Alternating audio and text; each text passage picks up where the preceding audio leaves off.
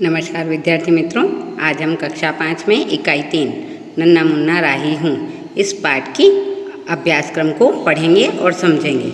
पहला प्रश्न है, निम्नलिखित विकल्पों में से सही विकल्प चुनकर लिखिए। पहला, दुनिया में नन्ना राही क्या नहीं गिरने देगा? तो इसके उत्तर में ऑप्शंस दे रखे हैं। ए बारिश, बी बर्फ, सी बम या डी गोली। तो यहाँ हम लिखेंगे सी बम। दूसरा है, देश का सिपाही कौन है? तो यहाँ ए युवा, बी वृद्ध, सी नन्ना राही या डी कोई नहीं। तो यहाँ पर देश का सिपाही सी नन्ना राही है। तीसरा है, नन्ना राही कहाँ दम लेगा? ए रास्ते पर, बी मंजिल पर, सी घर पर या डी मंदिर में। तो इसके उत्तर में हम लिखेंगे बी मंजिल पर। चौथा है, धरती पर कौन जन्म नहीं ले पाएंगे? ए धर्मी, बी राही, सी सैनिक या डी पापी। तो यहाँ पर धरती पर पापी जन्म नहीं ले पाएंगे। पांचवा है, नन्ना राही किसका सहारा बनेगा? ए देश का, बी दुनिया का, सी घर का या डी खेत का। इसके उत्तर में हम लिखेंगे ए देश का। प्रश्न 2 हमें कह रहा है, रिक्त स्थानों की पूर्ति कीजिए। तो पहला रिक्त स्थान है, नन्ना मुन्ना राही हूँ, देश का रिक्त स्थान हूँ, तो देश का सिपाही हूँ। तो वाक्य है, नन्ना मुन्ना राही हूँ, देश का सिपाही हूँ। दूसरा है, रिक्त स्थान से पहले न लूँगा कहीं दम, तो मंजिल से पहले न लूँगा कहीं दम।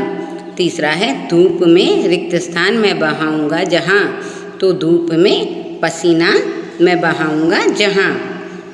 चौथा है, धरती पे रिक्त स्थान न पाएंगे जन्म, तो धरती पे पापी न पाएंगे जन्म। पांचवा है, बड़ा होके देश का रिक्त स्थान बनूंगा, तो बड़ा होके देश का सहारा बनूंगा। छठा नंबर है, सबको सिखाऊंगा मैं प्यार का रिक्त स्थान, तो सबको सिखाऊंगा मैं प्यार का चलन।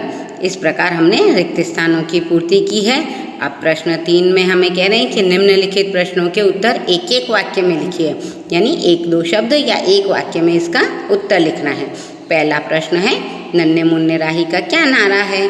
तो नन्ना मुन्ना राही एक ही नारा कहता है, जय हिंद जय हिंद। तो नन्हे राही का नारा है जय हिंद। दूसरा है, राही कैसा है? तो इसके उत्तर में हम लिखेंगे राही नन्ना बालक है। तीसरा है, नन्ना राही बड़ा होकर क्या बनेगा? तो इसके उत्तर में हम लिखेंगे नन्ना राही बड़ा होकर देश का सहारा बनेगा। प्रश्न 4 हमें कह रहा है कि निम्नलिखित प्रश्नों के उत्तर 3-4 वाक्य में लिखिए। पहला प्रश्न है, अगर तुम सिपाही होते तो क्या करते? तो इसके उत्तर में हम लिखेंगे कि अगर मैं सिपाही होता तो डटकर सरहदों की रक्षा करता। सरहद यानी देश की सीमा। देश की सीमा पर हम दुश्मनों का मुकाबला करते। किसी भी मुसीबत में राष्ट्र का द्रोह ना करता। द्रोह यानी विद्रोह नहीं करते। राष्ट्र के साथ धोखाधड़ी नहीं करते। तीसरा है, आपत्ति के समय मेरे प्राण भी दे देता, यानी जब राष्ट्र पर संकट आए तो हमें अपने प्राणों को भी त्यागने के लिए कभी मौका नहीं छोड़ना चाहिए। हमें राष्ट्र के लिए अपने प्राण भी दे देने चाहिए।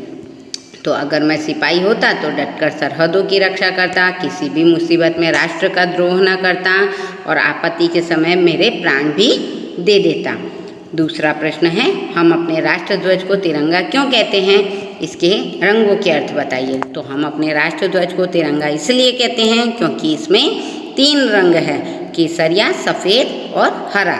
केसरिया रंग वीरता और बलिदान का प्रतीक है, सफ़ेद रंग शांति का प्रतीक है और हरा रंग हरियाली और समृद्धि का प्रतीक है। तो इसलिए हम अपने राष्ट्र ध्वज को तिरंगा कहते हैं। अगला प्रश्न है, निम्नलिखित काव्य पंक्तियों को पूर्ण कीजिए। तो यहाँ पर कुछ काव्य की पंक्तियाँ दी गई हैं जो आधी हैं, हमें इन्हें पूरा करना है। बड़ा होके देश का रिक्त स्थान तारा बनूंगा, रखूंगा ऊंचा रिक्त स्थान कदम।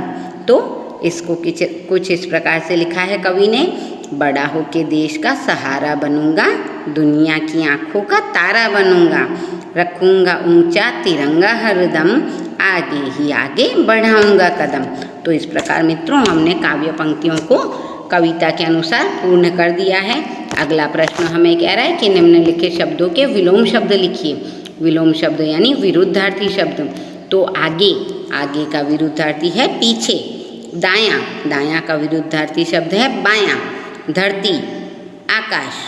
बड़ा तो छोटा। धूप तो छांव। ऊंचा तो नीचा।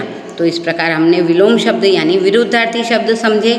अगला प्रश्न हमें कह रहा है निम्नलिखित शब्दों के पर्यायवाची शब्द लिखिए।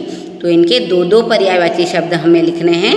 पहला है राही, राही यानी मुसाफिर या पंथी। दूसरा है सिपाही, सिपाही यानी फौजी या सैनिक। तीसरा है धरती, तो पृथ्वी या धरा।